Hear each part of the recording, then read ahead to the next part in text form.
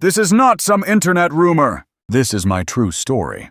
That Saturday morning, I was tightening barbed wire on the fence line when I heard music. I turned around and stood there, stunned.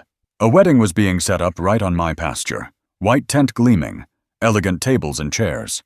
A band playing under the oak tree my grandfather planted. And standing in the middle of it all, HOA President Karen Whitfield, the woman who once called me a dirty farmer, was barking orders like she owned the place. When I asked what was happening, she gave me a cold smile and said, "You don't know. Oh, this is community property now. Honey, community property on 47 acres of land my family had held for 3 generations. That is when I understood. She was not just rude. She was challenging me. If Karen thought she could steal my land for her daughter's wedding without consequences, she was about to learn the most expensive lesson of her life. Before I continue, let me know where you are watching from. It was 6:15 a.m. on a Saturday, and I was tightening the last strand of barbed wire along the eastern fence line. My name is Jack Sullivan, third-generation farmer on 47 acres of Texas land my family has held since 1978. The air had that cool morning bite, and dew made everything smell like fresh earth. I had been up since 5:30 with coffee in a thermos and work gloves stained from a week of mending posts. I was twisting the pliers for that final snap of tension when I heard the low rumble of a diesel engine, heavy and close, coming from my main gate. The gate I had not opened. I stood up and turned toward the sound. A white box truck was backing into my south pasture, the one with the best grass, where my 50 head of Hereford cattle grazed on rotation. Behind it came white vans, and then people poured out. They unloaded tent poles, wooden chairs with ivory cushions, speakers the size of refrigerators, and flowers I could smell from 100 feet away. I stood there with wire cutters in hand, watching a man in a reflective vest measure spacing for tables like he had every right. That is when I saw her, Karen Whitfield, 54, platinum blonde hair, wearing a pastel pink blazer that screamed country club. She was on her phone, pacing near the truck, voice sharp and commanding. I recognized that tone from 3 months ago when she called my fence an eyesore. I started walking toward them, boots crunching on gravel. My land was not part of the Meadowbrook Estates HOA, had never been. The development went up in 2008, decades after my family settled here, and county records were crystal clear about boundaries. As I got closer, I heard Karen on her phone. Yes, I confirmed with the landowner. This field has not been used in years. It is practically abandoned. I stopped a few feet from her and cleared my throat.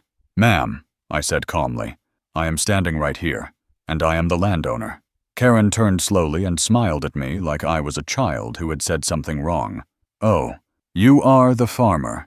Sweetie, this is an HOA community space now. We have processed the paperwork." I kept my voice level.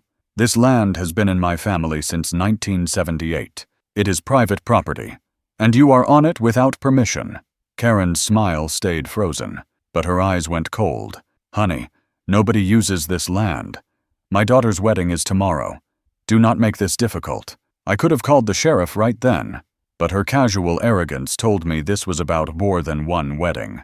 My grandfather used to say, "Good fences make good neighbors, but papers make better lawyers."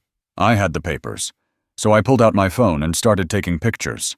The truck, license plate, workers, and Karen with that smug look. "What are you doing?" she snapped. "Documenting," I said. "You are on my property without permission. That is trespassing." Karen laughed and waved a dismissive hand. "You are being dramatic. We will be done Sunday evening, and your precious field will be fine." I did not waste another word. I turned and walked back to my house.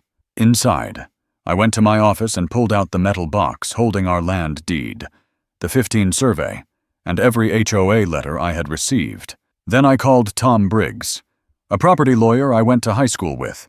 He answered groggily, "Jack, it is 6:30 on a Saturday. This better be good." "It is," I said. "Trespassers are setting up a wedding on my land, and the HOA president says my property is community space." His voice sharpened. "Did she put that in writing?" "Not yet, But I have photos. Tom sighed. If she forged permits or falsely claimed ownership, that is criminal trespass. Document everything. Pictures, videos, timestamps, and do not engage unless you have to. Let her think she is winning. I smiled. That is exactly what I planned to do. I hung up and looked out the window. The tent was half up, white fabric billowing. Workers strung lights and arranged chairs in perfect rows. It was beautiful. Too bad it was not theirs. I grabbed a notebook and wrote down every detail. The time, vehicle count, and catering company names. Then I walked to the barn and leaned against the fence, watching my 50 Hereford cattle graze in the north pasture. They were scheduled to rotate south tomorrow anyway. I stood there looking at those cattle, then back at the white tent. My grandfather had another saying, "Son, when someone thinks they are above the law, you do not just stop them, you let them think they are winning, until they realize they never had a chance."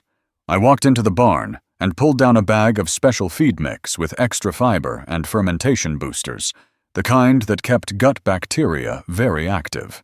I poured it into the trough and watched the cattle amble over, eager and hungry. They would eat well tonight. By tomorrow morning, their systems would be running like clockwork. I leaned against the post, arms crossed, and allowed myself a small, cold smile. Karen thought she could take my land and walk away clean.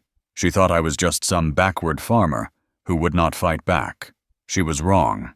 I was not calling the cops. I was not yelling. I was going to let her have her perfect setup. Let her feel safe and superior. Right up until 50, very well fed, very motivated cattle did exactly what nature intended. The game had just begun, and Karen did not even know she was playing. That evening, after the workers had finally left and the tent stood like a white monument to Karen's arrogance on my land, I sat in my office with a cup of cold coffee and my laptop. My son Lucas had come downstairs around noon, seen the commotion in the pasture, and asked what was going on. I told him the HOA was trying to steal our land, and his face went pale. "Dad, can they do that?" he asked. "No," I said, "but they are going to try." Lucas nodded and went back upstairs. Trust in his eyes that I would handle it. That trust was fuel. I was not just protecting dirt and grass anymore. I was protecting the promise I made to him that this land would be his one day, just like my father promised me.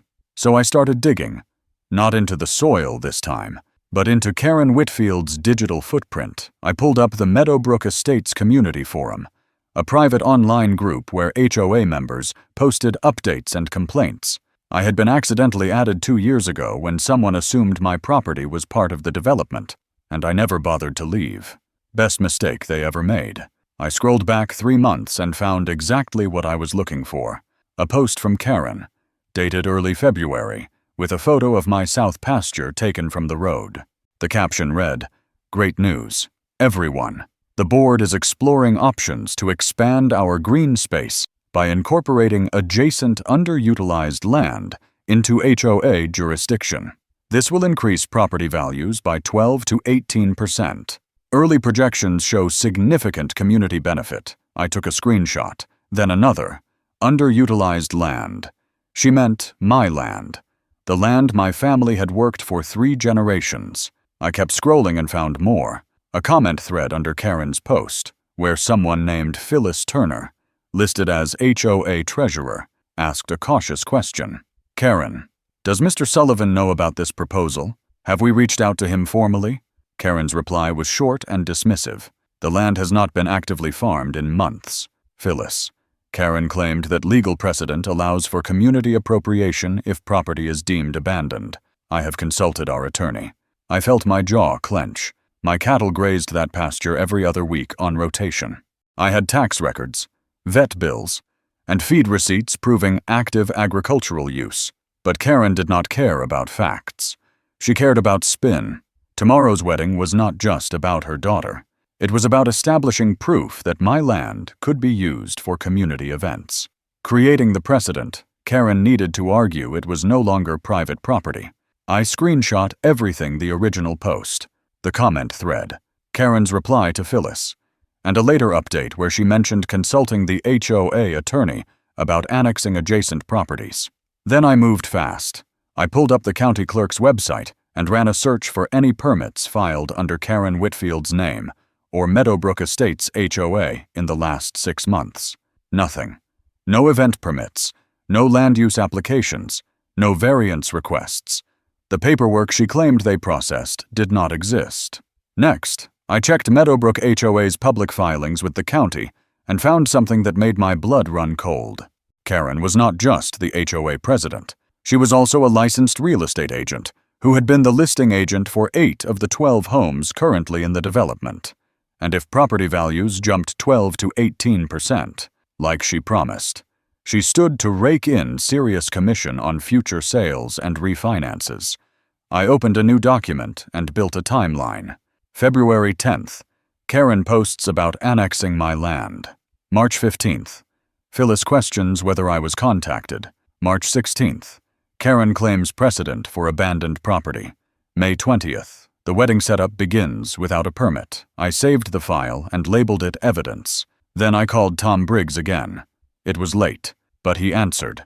"Jack, please tell me you are not doing something stupid." "No," I said, "I am doing something smart. Karen has been planning to steal my land for months. She is a real estate agent with financial interest in raising property values. And she is using this wedding to establish the precedent that my land is public space. I just sent you screenshots." There was a pause. Then Tom whistled low. "Jack, this is a conspiracy to commit fraud and possibly theft by deception. If she forged your signature on any documents, that is a felony. Do you have proof?" "Not yet," I said, "but I will. Tomorrow, when she thinks she has won.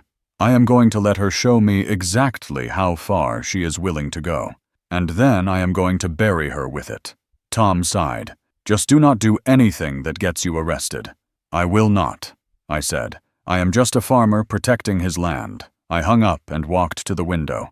The white tent glowed faintly under the security lights I had installed last year. Tomorrow, Karen's daughter would walk down an aisle on stolen ground, and Karen would stand there smiling, thinking she had gotten away with it. But she had made one critical mistake.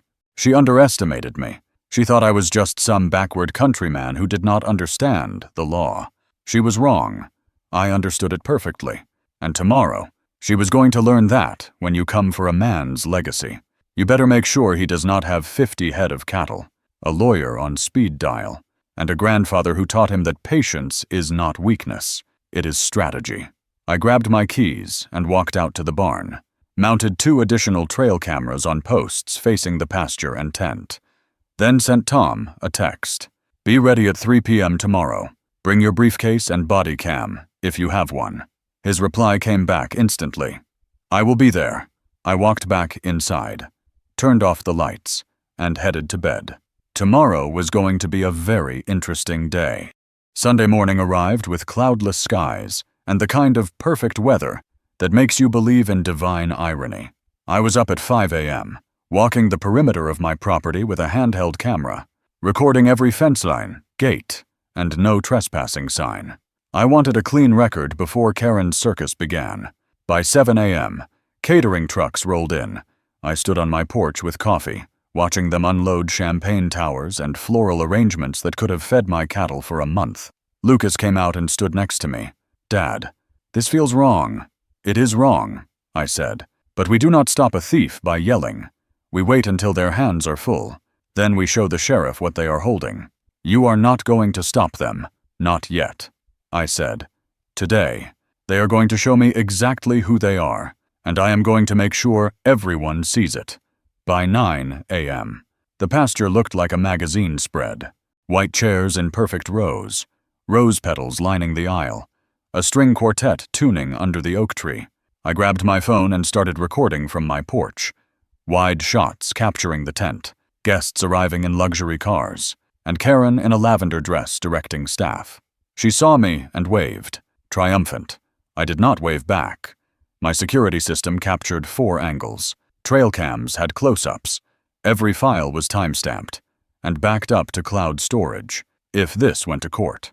And I was certain it would. I wanted every second accounted for. Around 10 a.m., a car pulled up, Phyllis Turner, the HOA treasurer who had questioned Karen online. She was late 60s, with gray hair in a bun, a kind face. She got out slowly, glanced toward the pasture, then walked to my porch. "Mr. Sullivan, may I speak with you?" she said quietly. "Of course," I said, gesturing to the chair farthest from the driveway. She sat, leaned close, and lowered her voice. "I need to tell you something. Karen told the board you had agreed to let us use your land. She said you signed a waiver, and this wedding was a trial run." I kept my voice calm. "Ms. Turner, I never signed anything. Karen is trespassing. And she knows it." Phyllis nodded, hands trembling. "I thought so. I have been on the board for 12 years. Karen is obsessed with raising property values because she profits from home sales. Last month, she told us that annexing your land would jump values by 15 to 20%. She said, 'He will never know until it is too late, and by then we will have precedent.' Would you repeat that on record?" I asked. She nodded. "I have grandchildren. I do not want them to think it is okay to steal just because you have a title." I hit record, and she repeated everything.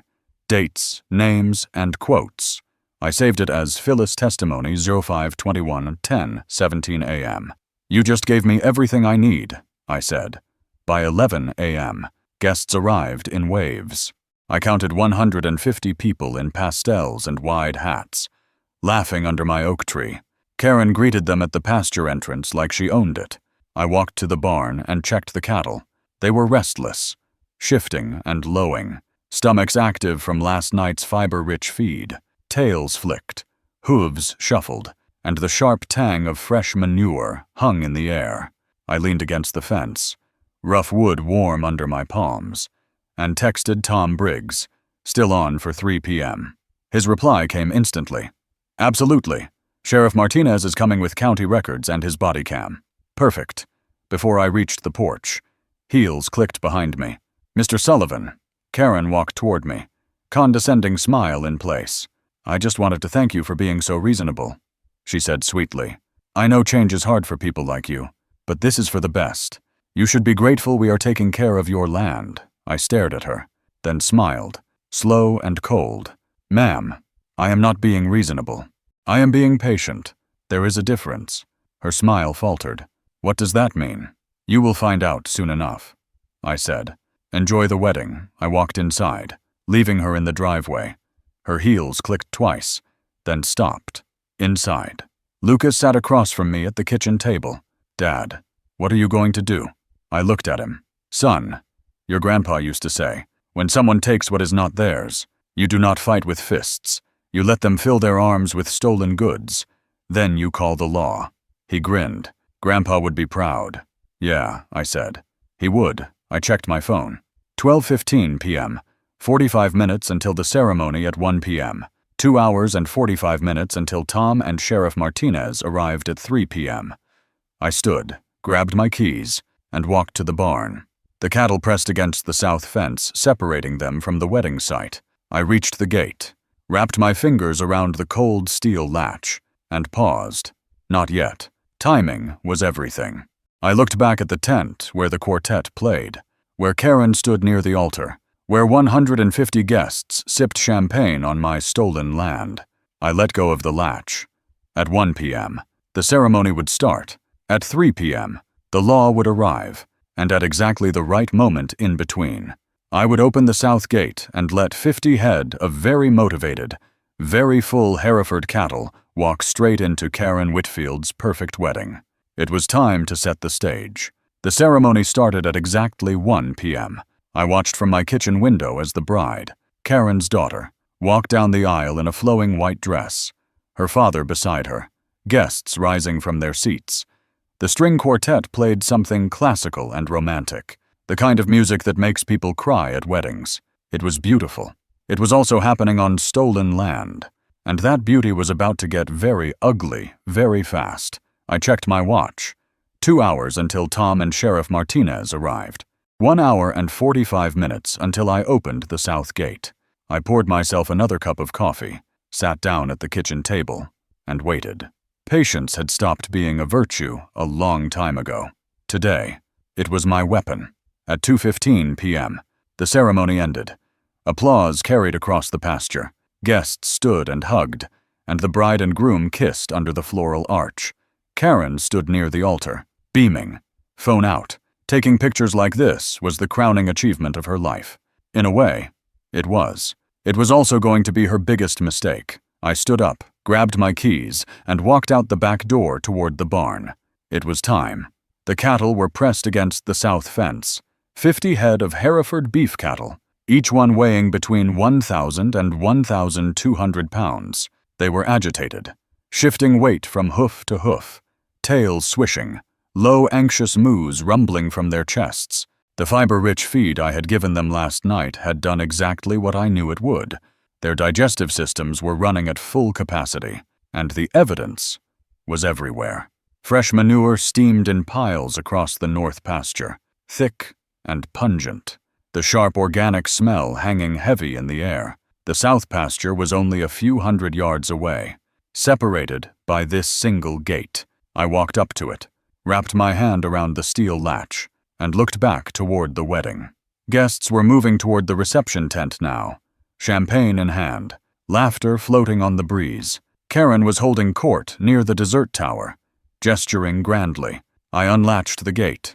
It swung open with a low creak, and for a moment, nothing happened. The cattle just stood there, staring at the open space. Then one of them, a big bull I called Duke, took a step forward, then another, and then the entire herd started moving. Slow at first, then faster, instinct and hunger driving them toward fresh grass. Except that the grass was covered with white chairs, tables, and 150 wedding guests. I did not run after them. I did not shout. I just stood there, leaning against the fence post, and watched. Less than a minute later, the first scream came. A woman near the tent saw Duke emerge from the tree line, a massive rust-colored bull with horns and single-minded determination.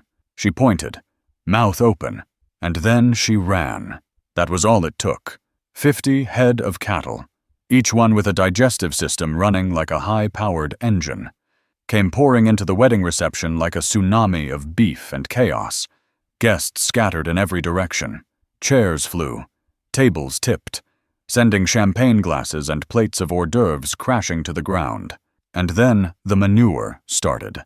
Duke stopped right in the middle of the dance floor, lifted his tail, and released what could only be described as a torrential explosion of liquid brown waste. It splattered across the white dance floor, sprayed onto the nearest table, and sent 3 guests in pastel dresses stumbling backward in horror. But Duke was just the beginning. A cow I called Bertha, a 1,200-pound Hereford with an attitude, trotted straight toward the dessert tower and stopped directly in front of it. Her tail lifted, and a thick stream of manure poured out like a faucet, splattering across the base of the 3-tiered wedding cake. The tower wobbled. Guests screamed, and then Bertha decided the floral centerpiece on the nearest table looked delicious and lunged forward, knocking the entire table over and stepping directly into her own fresh pile. Her hooves sent manure flying in every direction, splattering a man in a cream-colored suit and a woman who had been holding a glass of rosé. The woman shrieked and dropped her glass, slipping on the wet grass and landing directly in another fresh pile left by a passing heifer. Chaos erupted. Cattle were everywhere, tails up, bowels emptying with the efficiency of animals who had been fed a fiber-rich feast and had been holding it in all morning. One cow defecated directly onto a folding chair. Another left a steaming pile right on top of a white linen tablecloth.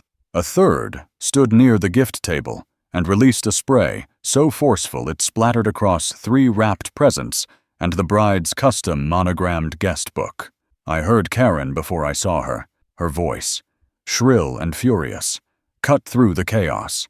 "What is happening? Who let those animals in here?" She came running from the altar area, lavender dress swishing, heels clicking, her face red with rage. She made it about 10 feet before stepping directly into a fresh pile of manure. Her heel sank deep, and she stumbled forward, arms windmilling, before catching herself on a toppled chair. But the damage was done. The bottom 6 inches of her lavender dress were now smeared with thick brown streaks. She looked down, looked up, and then she saw me. standing calmly by the fence line, arms crossed, watching. "You!" she screamed, pointing at me like I had just committed an act of war. "You did this." I smiled, slow and cold. "Ma'am," I said, "those are my cattle. This is my land. They graze here every week. It is called livestock rotation. I did not do anything except open a gate on my own property." Karen's composure cracked completely, anger draining into disbelief. "This is not your property anymore. This is HOA space. I have the paperwork." "Then I suggest you show it to the sheriff," I said, "because he is going to be here in about 30 minutes. Right on cue." Gravel crunched on my driveway. I turned and saw 2 vehicles pulling in. Tom Briggs in his silver sedan. Sheriff Dale Martinez is in a white SUV with a light bar on top. Dale stepped out, took one look at the pasture, at the cattle wandering through overturned tables, leaving trails of manure, at guests running for their cars with their shoes ruined, at Karen standing in the middle, covered in filth and fury. And then he looked at me. "Jack," he said slowly, "you want to tell me what is going on here, Sheriff?" I said, "This woman and about 150 of her friends are trespassing on my property. They set up a wedding without my permission, without a permit. When I asked them to leave yesterday, she told me this land was an HOA community space. I have documentation, recordings, and a witness statement." Tom stepped forward with his briefcase. "Sheriff, I have county land records and video evidence showing Ms. Whitfield admitted she forged documents." Dale looked at Karen. "Ma'am, is this true?" Karen opened her mouth, but before she could speak, another cow walked past her and lifted its tail. She stumbled backward just in time. For the first time since I met her, she had nothing to say. I let out a slow breath and nodded once. The game was over. What happened next was the kind of public collapse you do not forget. Sheriff Martinez walked toward the center of the pasture, boots crunching on trampled rose petals and overturned chairs, his body cam recording everything. Karen followed him, heels sinking into the grass with every step, her face locked between disbelief and desperation. Tom Briggs stood beside me, steady as a man watching a storm he had already predicted. The remaining guests, maybe 70 or 80 who had not fled, stood in clusters near the parking area. Phones out, some recording, one woman openly live-streaming the scene. I could see it in their faces, the confusion, the shock, the dawning realization that they had just witnessed something go spectacularly wrong. And in the middle of it all, the bride sat on the ground near the overturned gift table, white dress stained with grass and mud, crying into her hands, while her new husband tried awkwardly to comfort her. I almost felt bad for her. Almost. But she was not the one who had stolen my land. Sheriff Martinez stopped near the dessert tower, which had somehow survived the stampede but was now listing dangerously to one side, and turned to face Karen. "Ma'am," he said, his voice loud enough to carry across the pasture, "I need to see the documentation you claim permits you to use this property."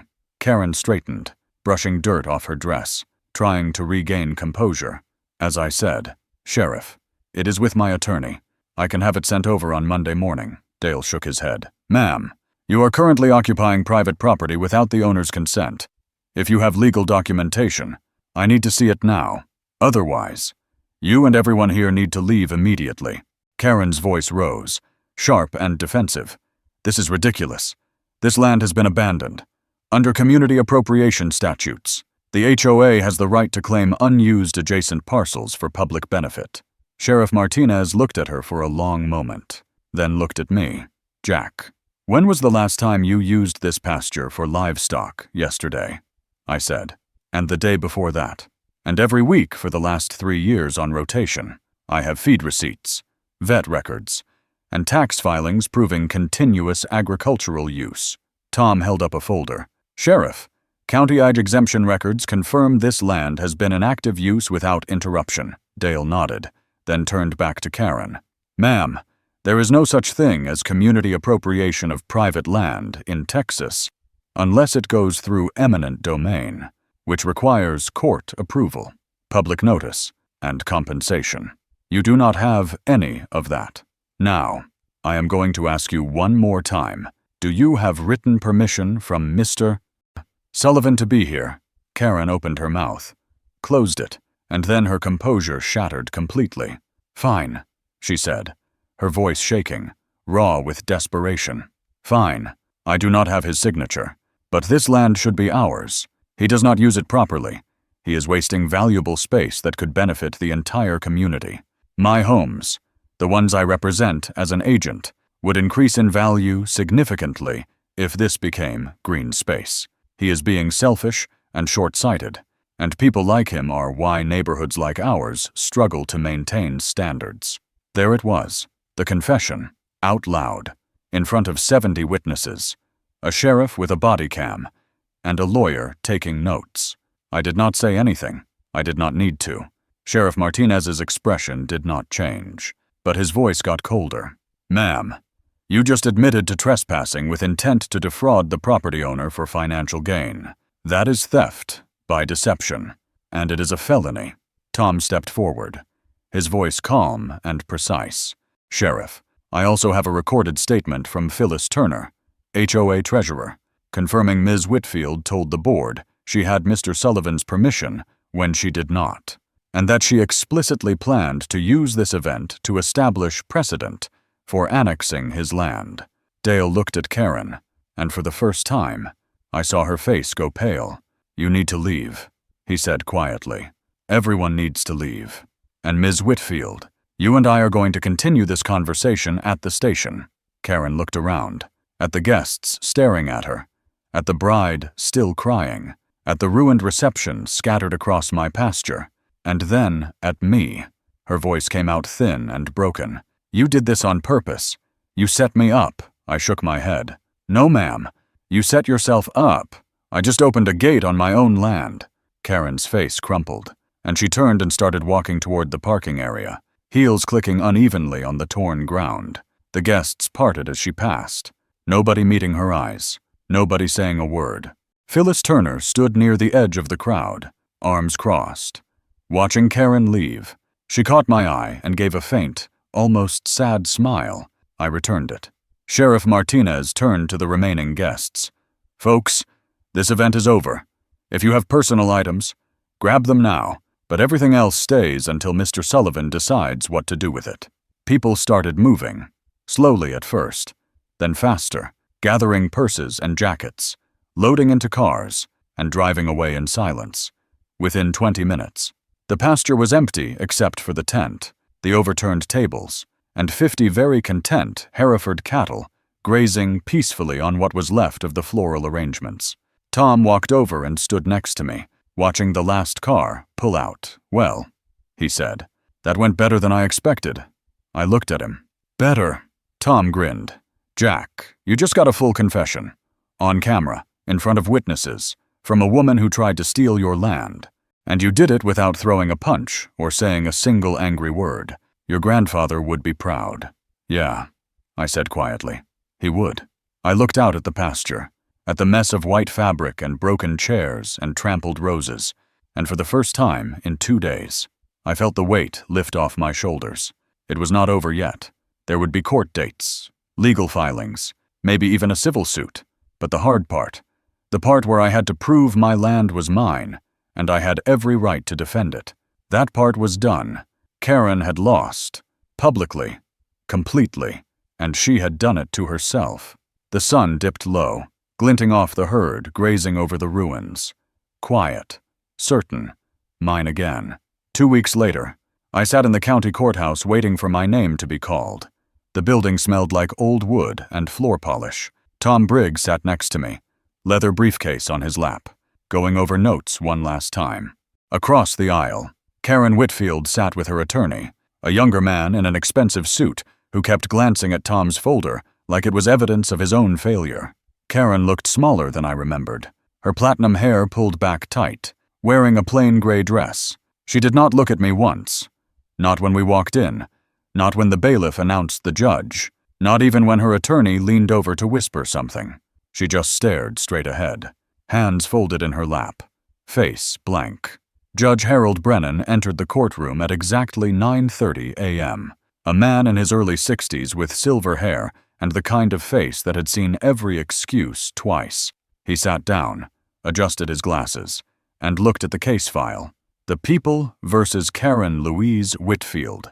Criminal trespass under Texas Penal Code Section 3005. Forgery of legal documents and theft by deception.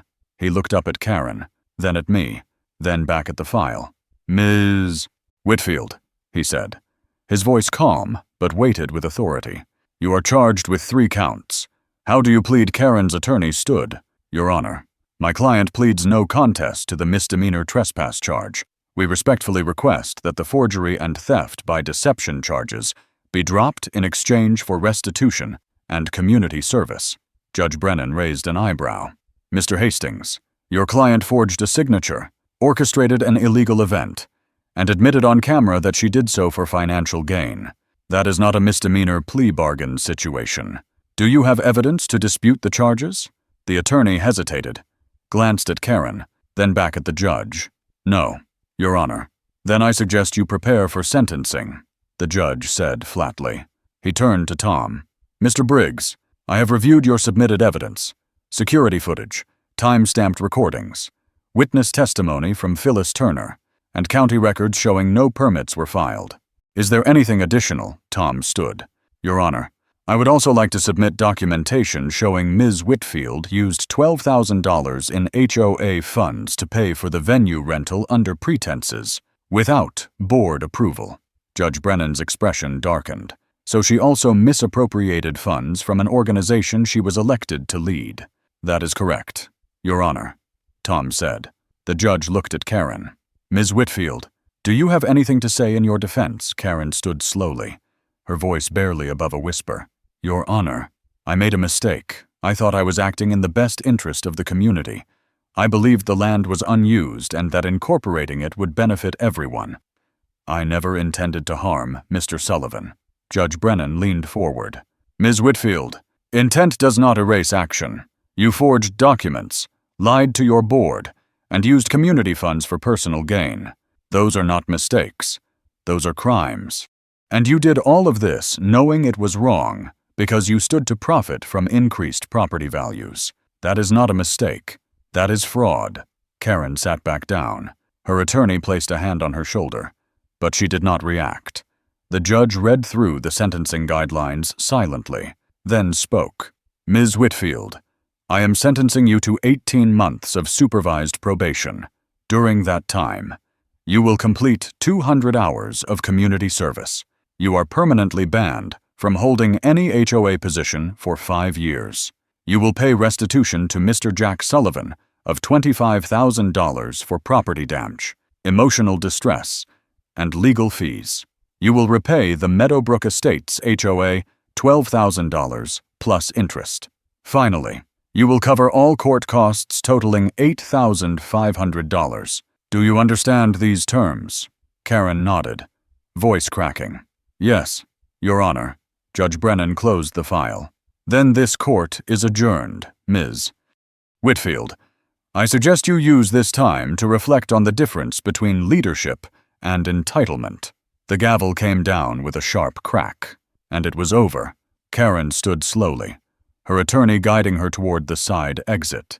She glanced back once, just for a second, and our eyes met. I did not smile.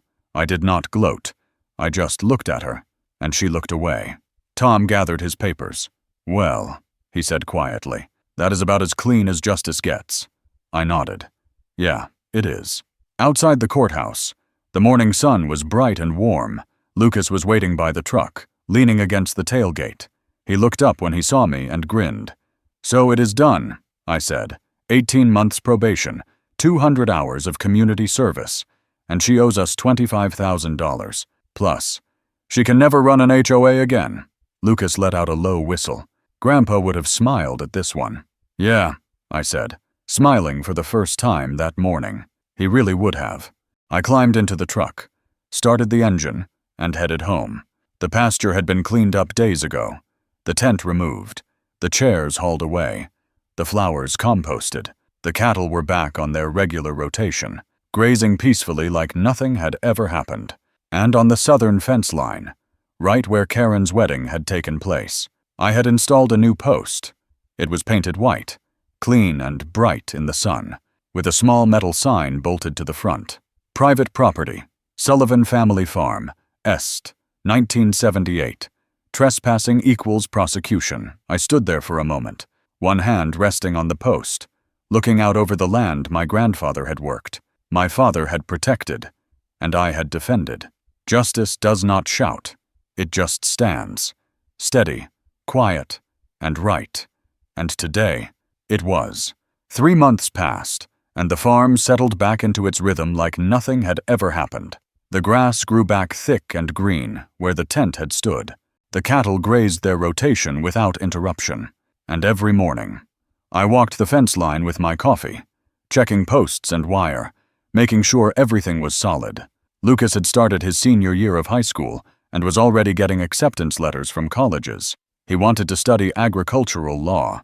He told me one night over dinner, because he wanted to help people like us, people who worked the land and needed someone who understood what it meant to defend it. I told him his grandfather would have been proud. Hell, I was proud. Karen Whitfield sold her house in Meadowbrook Estates 6 weeks after the sentencing. I heard about it through Phyllis Turner, who called me one afternoon to let me know the board had elected her as the new HOA president. "We are doing things differently now," she said. "Transparency, respect for boundaries, and no more schemes." I thanked her and told her if she ever needed advice on dealing with neighbors, she knew where to find me. She laughed, and we hung up on good terms. Karen moved to a smaller town about an hour away, took a job doing administrative work for a property management company, and as far as I know, she kept her head down and stayed out of trouble. Her daughter, the bride whose wedding became a disaster, sent me a handwritten letter 2 months after the trial. It was short, just a few lines saying she was sorry for what her mother had done and that she hoped I could forgive the intrusion. I wrote back and told her I held no grudge against her. She had not chosen her mother's actions, and I hoped her marriage was strong and happy despite the rough start. I never heard from her again, but I hope she is doing well. The $25,000 in restitution came in 3 installments over the course of 2 months. I used part of it to repair and reinforce the entire southern fence line, installed new gates with better locks, and put up additional no trespassing signs every 50 feet. The rest I put into a college fund for Lucas. He did not know yet, but when he graduated and opened that envelope, he was going to find out that defending your legacy does not just mean keeping it safe. It means making sure the next generation has the tools to protect it, too. Tom Briggs stopped by the farm a few weeks after the trial, not for business, just to sit on the porch and drink a beer. We talked about old times, about high school, about how strange it was that we had both ended up doing exactly what we were supposed to be doing. "You know, Jack," he said, leaning back in his chair, "most people would have lost their temper and done something stupid. You didn't. You stayed calm. You followed the law, and you let her destroy herself. That takes discipline." I shrugged. My grandfather used to say that anger is easy, patience is hard, but patience always wins because it gives the other person enough rope to hang themselves. Tom laughed. "Your grandfather was a wise man, yeah," I said. "He was." I stood up and walked to the edge of the porch, looking out over the pasture. The sun was starting to set, painting the sky in shades of orange and pink, and the cattle were moving slowly toward the barn for the evening feed. It was quiet, peaceful, exactly the way it should be. I thought about Karen, about the wedding, about the chaos and the anger, and the moment when everything came crashing down on her. And I realized I did not feel anger anymore. I did not even feel satisfaction. I just felt calm. Because at the end of the day, I had not won by being louder or meaner or more aggressive. I had won by being right, by knowing the law, by keeping my cool, and by letting the truth do the heavy lifting. Justice does not need fireworks. It just needs facts. Lucas came out onto the porch and stood next to me. "Dad," he said, "do you think she learned anything?" I looked at him. "I do not know. Son, some people learn. Some people just move on and pretend it never happened. But that is not our problem anymore. Our problem is making sure this land stays ours, stays protected, and stays in this family for your kids and their kids." He nodded. "I will make sure it does. I know you will," I said. We stood there together, father and son, watching the sun dip below the horizon, and I felt something I had not felt in a long time. Peace. Not because I had gotten revenge, not because Karen had been punished, but because I had stood my ground, defended what was mine, and done it the right way, the way my grandfather taught me, the way I was teaching Lucas. And that, more than any court ruling or restitution check, was the real victory. If this story resonated with you, if you have ever dealt with someone who thought they could take what was not theirs, or if you just believe that patience and principle should win over entitlement and arrogance, then I hope you will share this with someone who needs to hear it. Because the truth is, we all face moments when we have to decide whether to fight dirty or fight smart. And every single time, fighting smart wins. It might take longer. It might require more discipline, but it always wins. Thank you for being here, for listening, and for supporting stories that remind us that justice is not about revenge. It is about respect. If you want to hear more stories like this, stories about standing up for what is right and watching karma do its work, then subscribe to Karma Neighbors. Because out here, we believe in one simple truth. Good fences make good neighbors, but good principles make great communities. Take care of your land, take care of your family, and never let anyone tell you that standing your ground is the wrong thing to do.